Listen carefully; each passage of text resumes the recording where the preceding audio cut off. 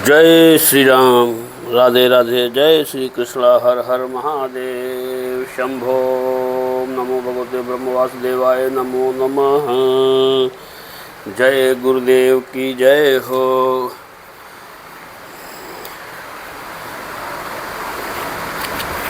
नमस्कार दोस्तों, बहुत ही हर्ष के साथ आपको बताना चाह रहा हूँ कि हारिए न हिम्मत भाग 23 आज हम आपके सामने प्रस्तुत करने जा रहे हैं। और भाग 23 बहुत ही अच्छा। इसमें आचार्य श्री राम शर्मा जी लिखे हुए हैं। आप अगर ये सुनेंगे, ये वीडियो देखेंगे, वाकई आपको लगेगा कि आपको क्या राह दिखा के गए हैं आचार्य श्री राम शर्मा जी, जिनके मुख से निकला हुआ ये वाणी लिखा गया है। और आपका मार्गदर्शन अगर इसको आप लोग अपने अंदर समाहित करते हैं और उसका अनुपालन करते हैं तो निश्चय ही आप उसके लाभ का के उसके प्रति आपको लाभ ज़रूर मिलेगा। तो दोस्तों, अगर आपको हमारा ये वीडियो अच्छा लगे तो लाइक, सब्सक्राइब, कमेंट, शेयर ज़रूर करिएगा। आपके पास इतने ग्रुप में कितने लोग मित्र रहे होंगे या फेसबुक में इतने जुड़े होंगे। अगर आप अपने फेसबुक पर कुछ करना नहीं है, आपका एक का पैसा इसमें लगना है नहीं, बस शेयर कर देना है। ये सब करने से आपका आशीर्वाद हमारे ऊपर अपने आप हो जाएगा। दोस्तों, आपका आशीर्वाद हमारे साथ है, इसीलिए हम आपको, नहीं तो ये सब हम बोल के आपको बता ही नहीं पाते। तो हिम्मत आप लोगों ही ने हमको दिया है।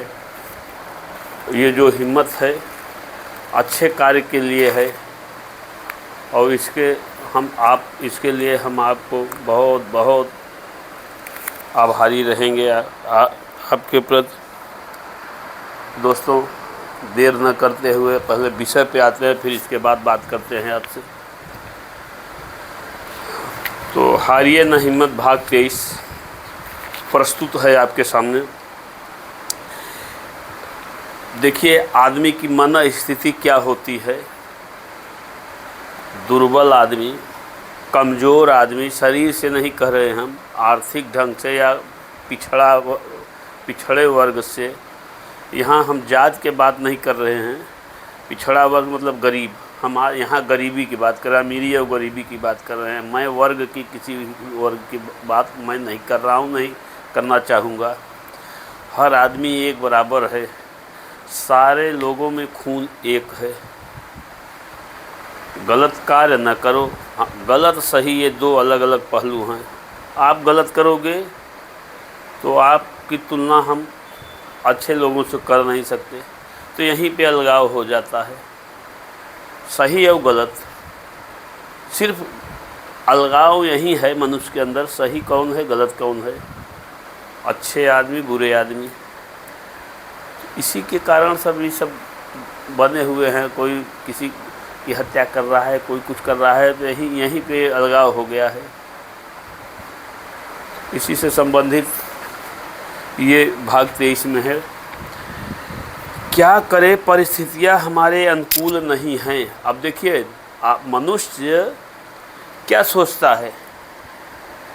भगवान को फला आदमी बहुत अमीर है, बहुत सुखी है, मुझे भगवान ने कुछ दिया ही नहीं है, उसे बहुत कुछ दिया है, ऐसे सोचने वाले बहुत हैं।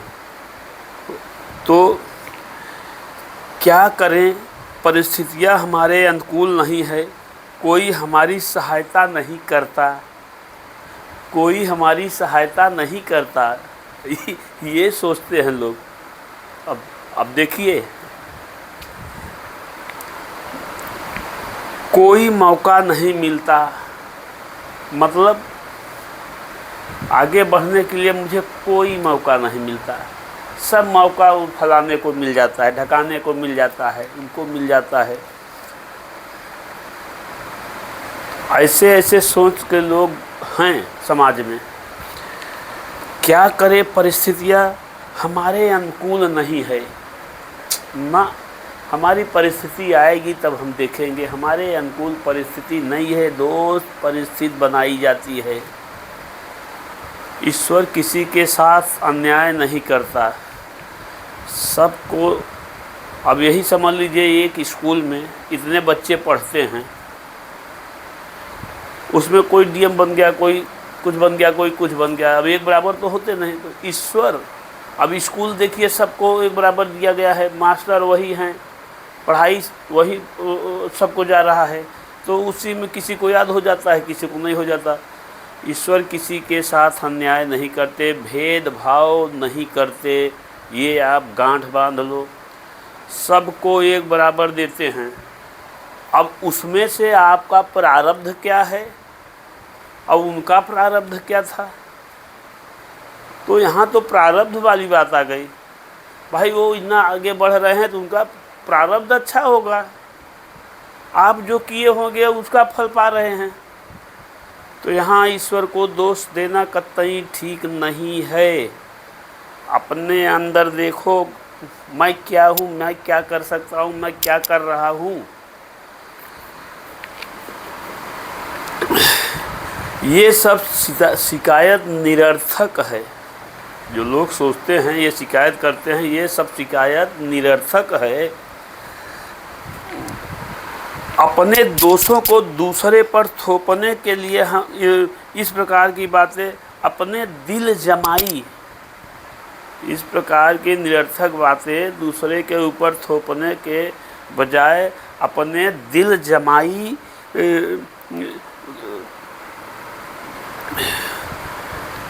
के लिए कही जाती है। लोग कभी प्रारब्ध को मानते हैं और कभी देवी देवताओं के सामने नाक रगड़ते हैं। कभी आदमी अपने प्रारब्ध को मानता है, जो थोड़ा बुद्धिजीवी लोग हैं अपनी प्रारब्ध को मान लेते हैं कि हमारा प्रारब्ध खराब रहा होगा तो उसी का फल हम पा रहे हैं। तो कोई आदमी जाके देवी देवताओं के सामने नाक रगड़ रहा है कि भगवान हमको ये दे दीजिए, वो दे दीजिए। सौदा कर रहा है, 1 किलो मीठा चीनी दूध में घोले मिठाई बना लिए, चढ़ा भगवान को प्रसन्न करके कि हम ये ईश्वर हमको ये दे दीजिए, इतना धन हो जाए, हमारा लड़का यहाँ हो जाए, हमारी लड़की की शादी हो जाए। सौदा करने गए हैं, अब तो बनिया हो गए दोस्त। ईश्वर, अब आप ये समझो, जो दाता सारी सृष्टि को खिला रहा है, आप उसको जाके जो है उससे बनियागिरी कर रहे हो, मीठा का लालच देके जो है उनसे क्या क्या मांग रहे हो। है, होता है कि नहीं होता? कहीं कहीं लोग जाते हैं दर्शन करने मंदिरों में, यहाँ तो औरतें खासकर होती हैं, औरतें ज़्यादा मनाती हैं। हमने कई जगह काफ़ी देखा हुआ है औरतों को मनाते हुए, और उनसे ईश्वर से मांगते हुए।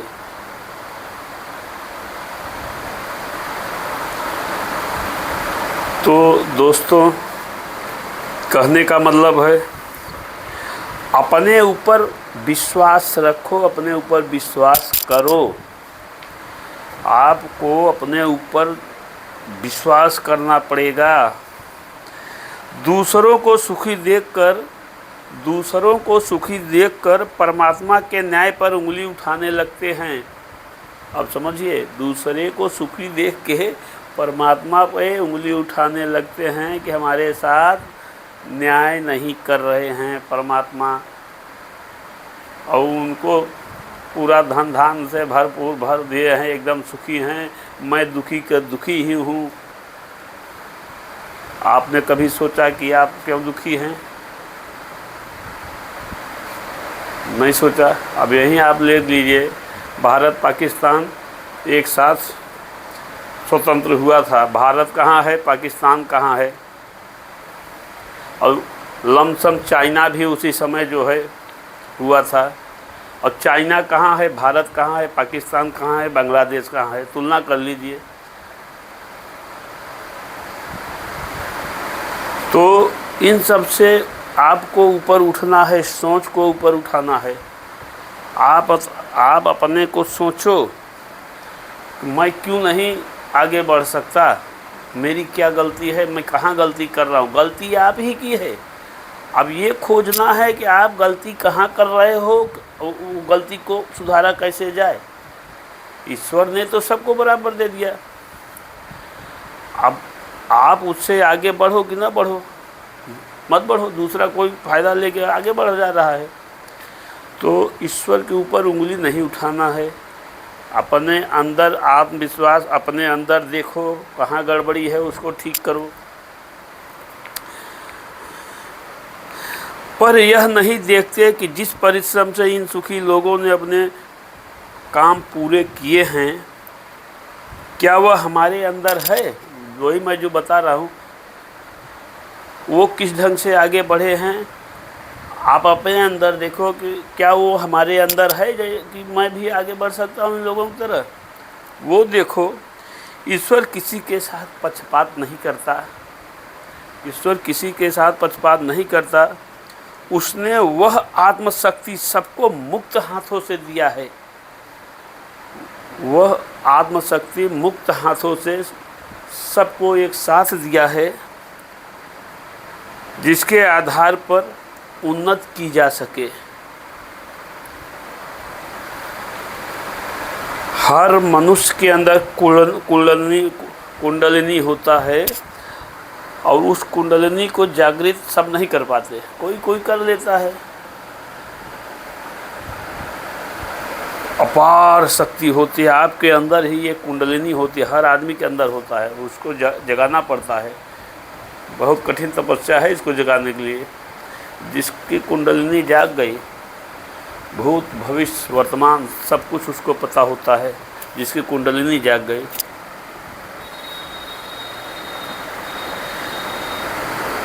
और ये चीज़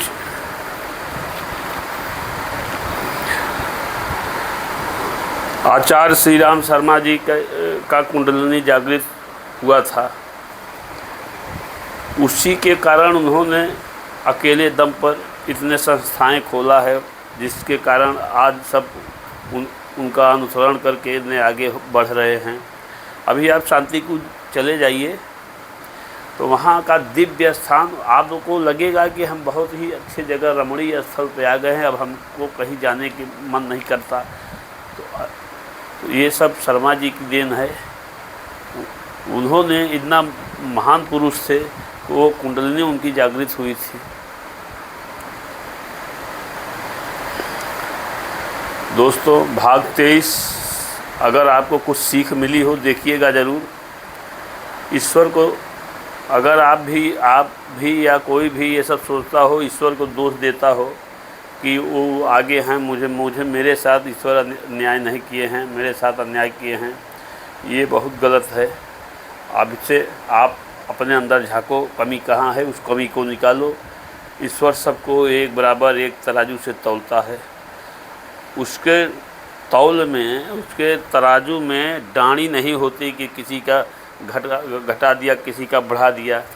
आजकल लोग कभी कोई चीज़ सामान लेने जाइए, कहीं कहीं ऐसे लोग भी होते हैं, तराजू को नीचे चुंबक लगा देते हैं, और 1 किलो आप सामान लिए तो 3 ही पाव निकलता है, अगर दूसरे जगह तौलाएंगे तो। बहुत से काफ़ी लोगों को ऐसे करते हुए मिले हैं।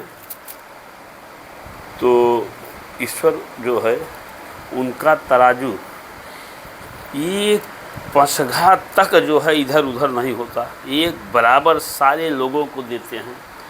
अब आपका प्रारब्ध, आपने क्या किया है, कैसे कर रहे हैं, कैसे आपका रहन सहन है, कैसे आप दूसरे के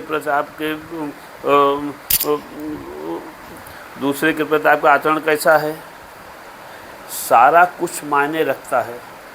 अच्छा आचरण है आपका, बुरा आचरण है, उसी ढंग से आपको मिलता है।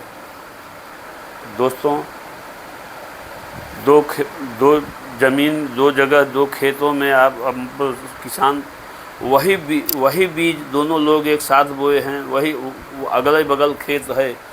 ज़रूरी नहीं है कि दोनों खेत में एक बराबर ही फसल हो, किसी का कमज़ोर हो गया, किसी का बढ़िया हो गया। वही चीज़ ईश्वर देते हैं। ईश्वर खेत सबको दिए हैं, पैदा आपको करना है ना। अब आप उसमें कितना परिश्रम कर रहे हो, किस ढंग से उसमें उगा रहे हो, ये तो आपको करना है ना। अब यहाँ ईश्वर थोड़ी ना देखेगा। अब खेत तो आपको दे दिया दोनों लोगों को, किसानों को। अब दोनों किसानों को पैदा करना है, मेहनत आपको करना है। अब कहो कि आप हाथ पे हाथ धरे बैठे रहो, अगला किसान मेहनत कर रहा है, तो पैदा किसके यहाँ होगा। वही समझ लीजिए दोस्त, आप अपने अंदर झांको, कमी हमारे अंदर कहाँ है, ईश्वर को दोष देना बंद करो। मेरे प्यारे दोस्तों, अगर वीडियो आपको अच्छी लगी हो तो ज़ोरदार ये सब्सक्राइब जो न किया हो उससे सब्सक्राइब भी करवाइए, और शेयर ज़रूर करिए अपने फेसबुक पर, इंस्टाग्राम पर, और अपने मित्रों को। इससे क्या है कि मेरा मनोबल बढ़ेगा। आपको कुछ न कुछ ऐसे हम देते रहेंगे, मैं आपसे वादा करता हूँ। और ये हम आपको देते रहेंगे। जब हम ये चीज़ आपसे वादा कर रहे हैं तो हम भी एक सुधार की तरफ बढ़ रहे हैं। एक प्रकार से समझिए, हमने जो अतीत में कुछ क्या किया है, आदमी को सुधरने का मौका ईश्वर अगर जब भी सुधर जाए तभी। मैं भी मानता हूँ ये एक हमारा सुधार का रास्ता है। धीरे धीरे हम प्रयत्नशील रहेंगे इस मार्ग पे आगे बढ़ने के लिए, और पीछे हमको नहीं देखना है। हमने पीछे क्या किया है उसको जो है हमने प्रवाहित कर दिया, समझ लीजिए गंगा जी में प्रवाहित कर दिया, और हमको आगे देखना है। आगे से हमसे कोई गलती या त्रुटि न हो, हमको ये सोचना है, और ईश्वर से हमें यह मनाना है, हे ईश्वर हमसे कोई गलती न हो, हमसे किसी का दिल न दुखे, हमसे कोई पाप न हो। इसी वाणी के साथ दोस्तों हम आपसे विदा लेते हैं आज के दिन, और 24वां भाग कल आपके सामने लाएंगे।